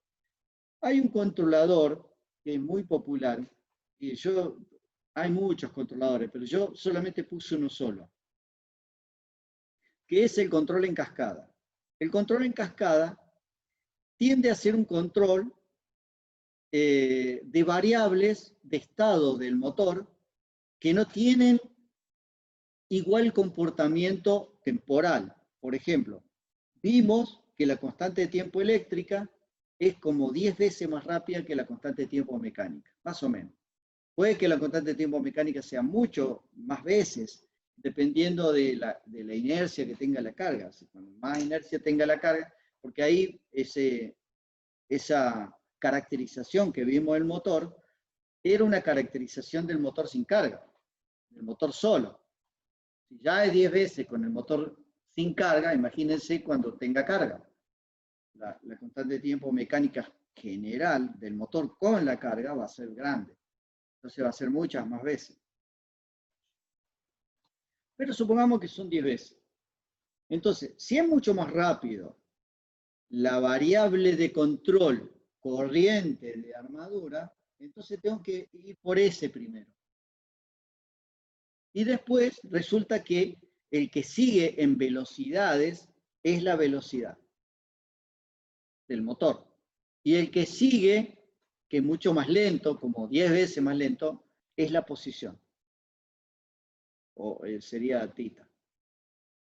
Entonces, la idea del control en cascada es primero hacer un loop de control con la corriente de la armadura o lo que es el par. El segundo loop, la velocidad, y el tercer loop, la posición. Y así sería el controlador. En lugar de hacer un controlador clásico que ustedes podrían haber visto. En motores se utiliza este tipo de controladores. Hacer control. ¿Por qué primero me interesa controlar la corriente? Por lo que habíamos visto antes, cuando el motor arranca, llega a valores muy altos de corriente que al final, o de par, que al final nunca lo voy a utilizar. Entonces sería bueno recortar en valores factibles para no tener que sobredimensionar los transistores. Entonces el primer loop de torque es un loop que apunta a limitar el valor máximo de corriente que no va a ser en realidad utilizado, que más que nada va a ser medio recortado en el arranque y en valores de exigencia muy grandes, digamos. Por ejemplo, gran par de carga, bueno, ahí puede ser que funcione. Para modelizar el motor, la idea es la siguiente. ¿Qué pasa si yo el motor utilizo una frecuencia de la fuente conmutada? Esta sería la fuente conmutada, una llave de 4 transistores.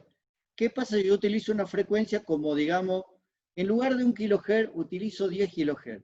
¿Y qué pasa si no utilizo 20 kHz? Bueno, en lugar de tener un ripple, paso a tener un ripple más chico y termina siendo una línea. Si pasa a ser de un ripple a una línea, a un comportamiento de una línea, entonces lo podría ver como directamente una constante. Entonces, todo este convertidor que lo veríamos de esa forma, lo podríamos ver directamente como un convertidor con una constante K, que es kPWM. Pero para que esto se dé, tiene que ser visto el controlador con una frecuencia de la fuente conmutada alta. Esto no sería válido entonces en el arranque, que a lo mejor necesito bajar la frecuencia, y no sería válido en algunas situaciones de freno, por ejemplo.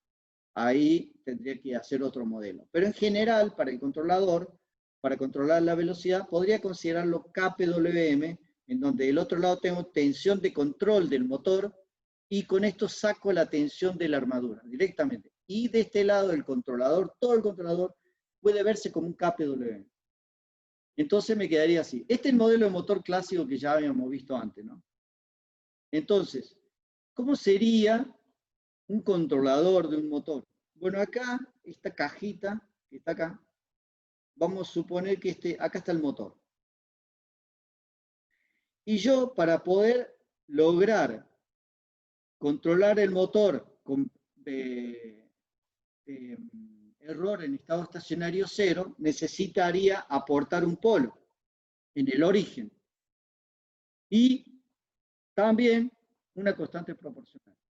Entonces, este método de control en realidad se llama un controlador PI, que lo vimos también en fuente conmutada, que en realidad su función de transferencia del controlador PI es esta que está acá. Es un 0 y un polo en el origen y un 0. Esa sería la función de transferencia de un convertidor PI, tal cual lo vimos en fuente conmutada. Bueno, acá sería el mismo controlador. Pero motores, necesito decir algo acerca del controlador PI. Yo puedo hacer un controlador PI con una constante proporcional en paralelo con un integral y un integrador. Y esto sumarlos. Si yo lo hago así al controlador, esto lo saqué de Dave Wilson de Texas Instruments. Digamos la diapositiva porque me pareció muy ilustrativa de esto que quería mostrarles. Si yo lo hago de esta manera, logro un controlador PI, clásico, digamos. Pero ¿qué pasa? Cuando yo varíe KI, se varía de esta forma. Y cuando varíe KP, se varía de esta forma. Y cuando cambie los dos, por querer controlar, cambiar los parámetros del controlador para cambiar el comportamiento del motor, el 0 se va a ir corriendo de un lado para el otro. O sea, lo puedo lograr, pero el 0, o sea, genero el poro, pero el 0 se va a ir moviendo para un lado y para el otro. Y a veces el 0 se utiliza para cancelar alguna cosa. Entonces, ustedes van a ver cuando vean la materia de control, sí, el 0 lo cancelo con un polo y queda muy bonito. La verdad que eso es irrealizable en la mayoría de los casos. ¿Cómo realmente lograría que esto sea válido? Bueno, lo tengo que configurar de otra manera. Al PI lo hago de esta forma. Tipo serial. Una constante proporcional y una constante integral con la integral. Cuando lo hago de esta forma, entonces, variando la constante proporcional y variando la constante integral, varían, pero los puntos del 0 permanecen fijos. Y el 0 no lo varía. Entonces, con este método puedo lograr generar el controlador y fijar el 0 donde yo quiera, sin que me afecte. Yo defino el 0, dónde va a estar ubicado, y cuando cambie los parámetros del controlador, ese 0 no se cambia. De la otra manera, si lo hago en paralelo, sí va a cambiar. Voy a tener un problema ahí, porque ya no va a cancelar el 0 a ese 0 con algo, digamos, que pueda elegir para cancelar. Bueno, dicho esto, acá hay un ejemplo en el apunte de un controlador con todos los parámetros que tiene el motor y una frecuencia de la fuente conmutada que voy a elegir de 33 kHz. O sea, una frecuencia alta para que mucho por encima del audible y que genere un ripple de par tan chiquitito que pueda considerar el modelo de la fuente conmutada como una constante directamente kPW. ¿Por qué lo puedo lograr ver esto? Porque, bueno, utilicé una frecuencia alta, bien alta. Vístolo en diagramas de bloques, acá estaría el motor. El motor esto sería el motor. Esta parte es el motor. Acá está el torque de carga, la velocidad del motor, y acá tengo la tensión de alimentación. O sea, acá, todo esto es el motor. Acá está la fuerza contraelectromotriz. Bueno, ahí estaría el motor. El modelo del motor estaría ahí. Así que esperen que lo voy a dibujar mejor. Este sería el modelo del motor. Esta es la planta del motor. Y acá le agrego el controlador.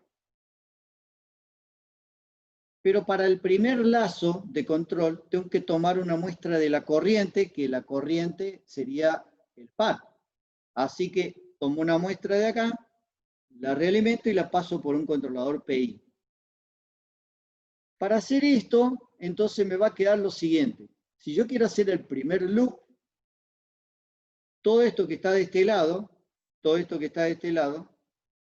no estaría dentro del loop, pero este cable que está acá, sí. Entonces yo todo esto que está acá, lo tengo que llevar acá. Y ustedes van a ver en diagramas en bloque de sistemas LTI, digamos, de los libros de control, que lo puedo hacer. Lo único que este punto, para llevarlo acá, tengo que pasar por todo esto. Y bueno, lo hago, cuando lo paso así, me quedaría esto cambiado, digamos. El KE solo, ahora pasa a ser KE por KT por esto. Y torque de carga lo considero que en este loop no lo voy a tener en cuenta. Así que ahí quedaría el controlador, porque este queda afuera, entonces me quedaría cerrado ahí. Y un detalle que voy a observar, entonces todo esto lo puedo sacar del loop y analizo solamente esta parte, este bloque. Y otro detalle que puedo agregar a esto, que puedo considerar despreciable a veces esto, si esta variable, si esto que está acá es muy lento, comparable con toda la dinámica que está acá. Si esto es muy lento en variar, entonces podría considerar que el circuito es abierto. Bueno, y eso es lo que se hace.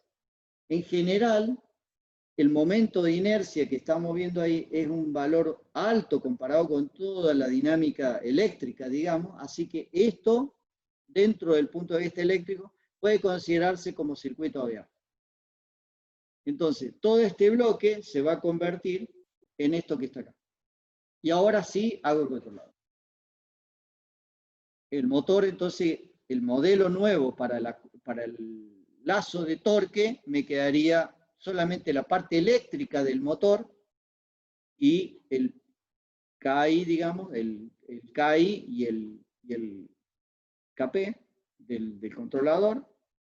Y este sería la ganancia de la trayectoria directa del controlador, y una vez visto eso, tengo que visualizar el margen de ganancia y el margen de fase para llegar a los valores clásicos, digamos, que son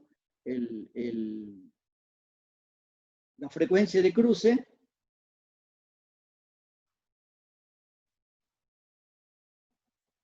que sería aproximadamente un décimo de la frecuencia de la fuente conmutada.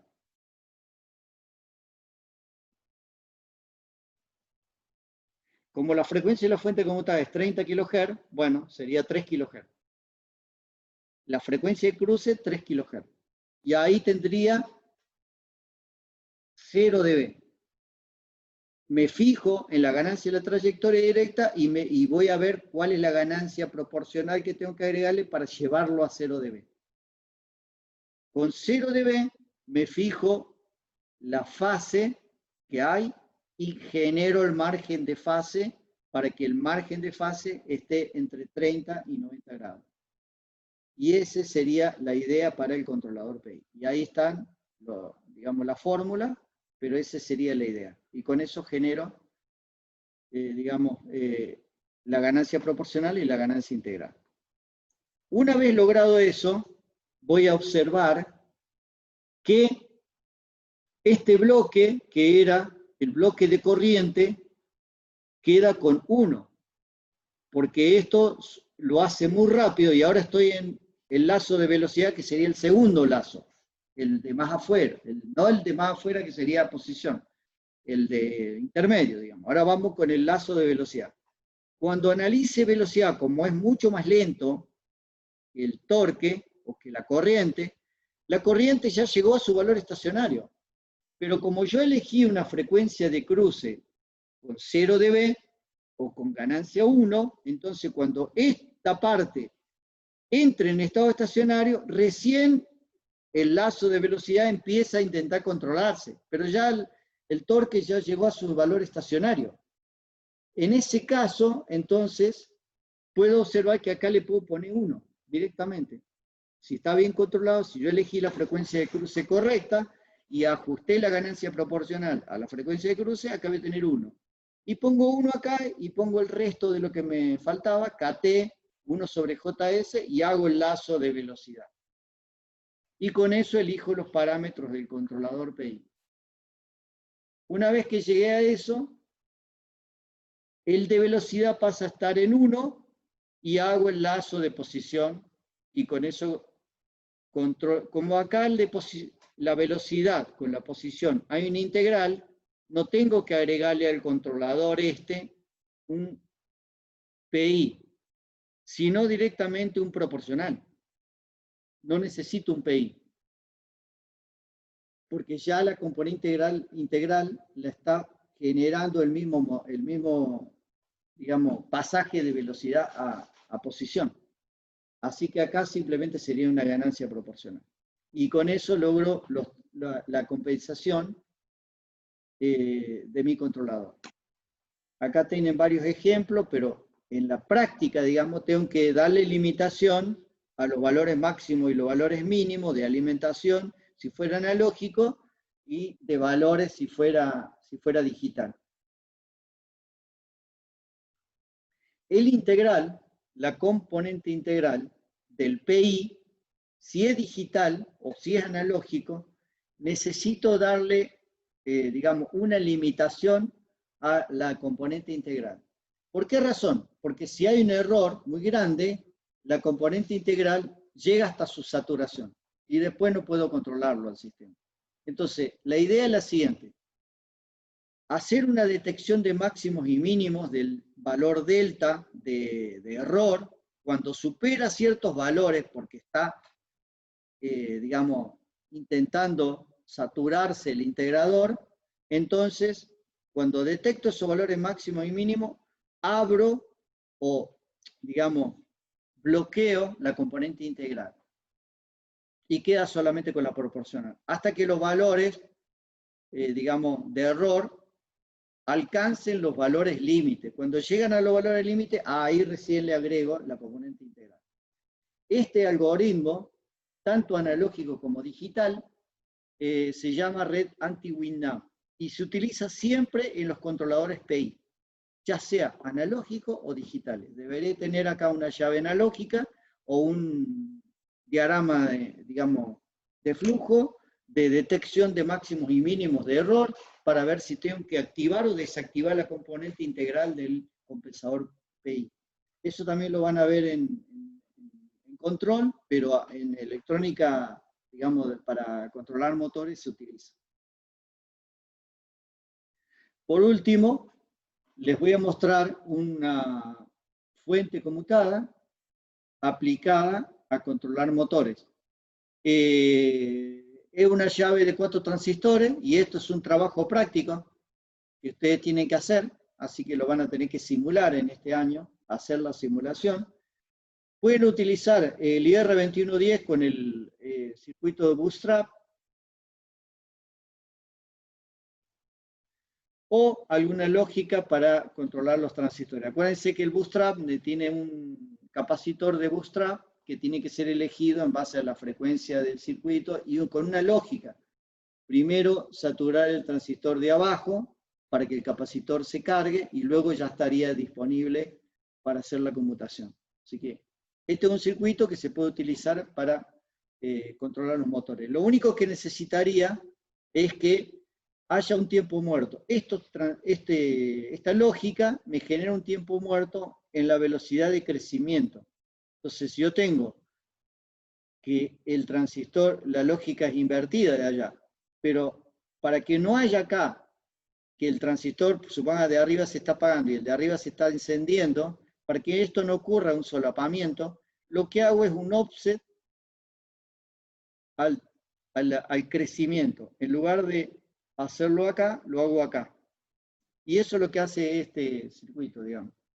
Generar el offset para que correrlo un poquito y ese valor estaría como 3 a 5 veces el T-fall de los transistores para impedir que los transistores, digamos, este esté apagándose y este ya se haya saturado. Si no, acá habría un corto directamente. Necesito generar tiempo muerto, pero los tiempos muertos tienen ese valores extremadamente chicos para que no sean casi vistos por el motor. Si no, durante todo ese lapso de tiempo no estoy saturando el de abajo y el de arriba lo apagué ya. Entonces, está en corrida libre y el motor está sin control. Por eso no debo generar tiempos muertos muy grandes. Este es un circuito que se puede generar también una llave H con transistores, varios transistores MOSFET. Este es una llave, este es la otra llave, la otra llave, son 4 transistores para la llave H, puestos en paralelo. Y digamos, el circuito de driver, que también tiene el método de bootstrap, con el capacitor de bootstrap, nada más que otro fabricante, digamos. En lugar de ser International Rectifier, es otro fabricante.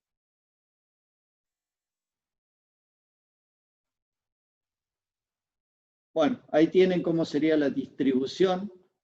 Aquí estaría un transistor, otro transistor, otro transistor y otro transistor. Perdón, son 3 transistores. 3 transistores por bloque, digamos. Acá está el capacitor del bus, chiquito, no es un capacitor ultracapacitor ni nada menos, es un capacitor común. Pero ahí están una llave, otra llave, otra llave y otra llave. Esta es la disposición que se utiliza, digamos, tienen que estar los transistores muy cerca, puestos bien conectados, el capacitor del bus y después digamos, los bornes del motor bien cerca, el motor y el controlador bien cerca del motor.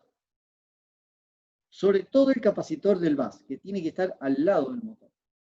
Después los cables de alimentación pueden estar lejos, pero el capacitor de bus, donde va a ser la distribución para el frenado, tiene que estar muy cerca. Bueno, este controlador es un controlador, digamos, típico que se puede comprar, digamos. Lo pueden comprar distintos fabricantes. En este caso es de Microchip, pero hay otros fabricantes también que tienen controladores de este tipo y pueden comprar el controlador. Por último, le voy a dejar solo como tema de lectura, para que vean los ejercicios. Hay un problema y solamente les pongo 2 nomás.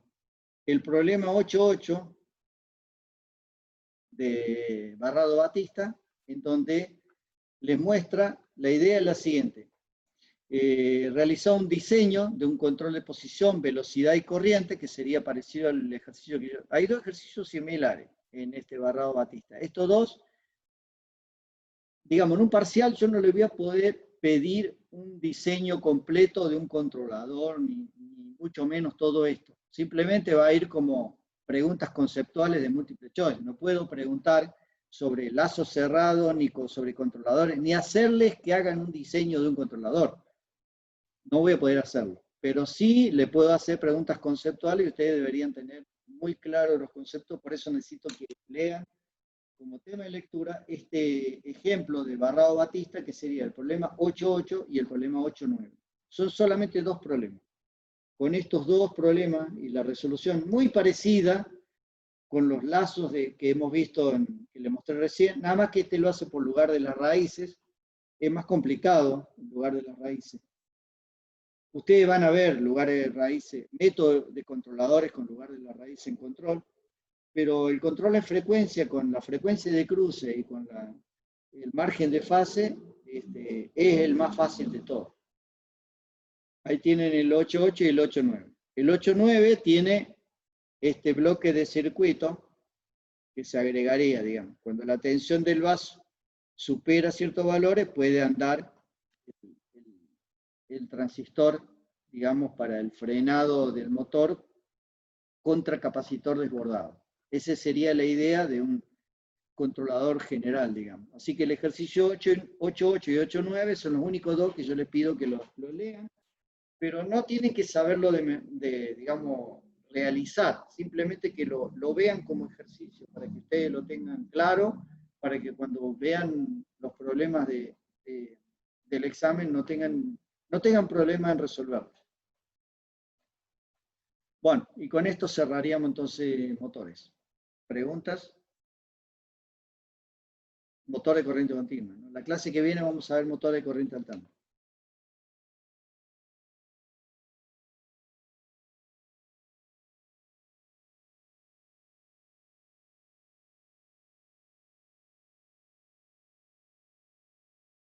Bueno, pauso la grabación.